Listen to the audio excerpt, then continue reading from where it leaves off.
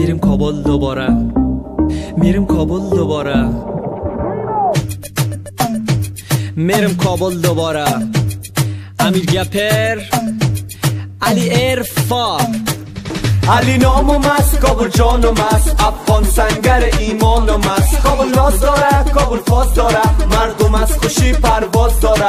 کودکای شاد، زندگی آزاد، خدا آرامش بما داد. همه دست به دست، همه پا به پا، پیشرفت و ترقی از آن ماست. پیشرفتی وطن جوانای افغان، کلکی دست به دست دشمن پس ماند. آمد خنده بخانه چشم گریان نیست، دیگه بین سونیه و شیعه تفرقه نیست. خورد و کلو پیر و جوان همه از دم، دیگه تصفی نداره که کنه دوری هستم. اما یک جا میخوانم با سرود ملی ره، دشمن شکست داده نمیتونه اردوی ملی ره. چقدر خوش و خندان با هم آرامش داره، چقدر خوب است که با یک دیگه حس خوب داره. میره کابل دوباره، اروپا چیز نداره، باشه منتظر خبرایی که امیر میاره. دیگه نیازی نیست به آینده فکر بد کنیم، دیگه خونی خلاص، دیگه باید زندگی کنیم. کابل دوباره، کابل دوباره.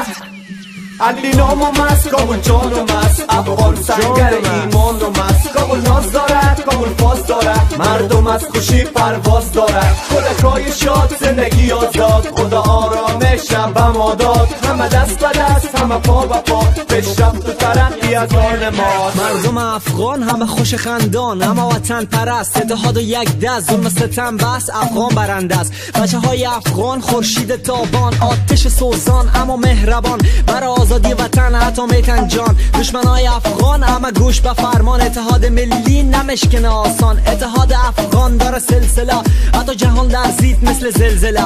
دشمنای افغان باختن و مردن، از شهامت ما حسرت میخوردن. دفاع از وطن برم ترس نداره، آزادی افغان هیچ مرز نداره. باز تو کابل میرم، جشن گل میرم، کابل عشقم است و بهشتم است. علی نام و مست، کابل جان و مست، افغان سنگر ایمان و مست. کابل ناز داره، کابل فاز داره، مردم از خوشی پرواز داره. کودکای شاد، زندگی آزاد، خدا آرامش بما داد. همه دست به دست، همه پا به پا، پیشرفت و ترقی از آن ماست، از آن ماست.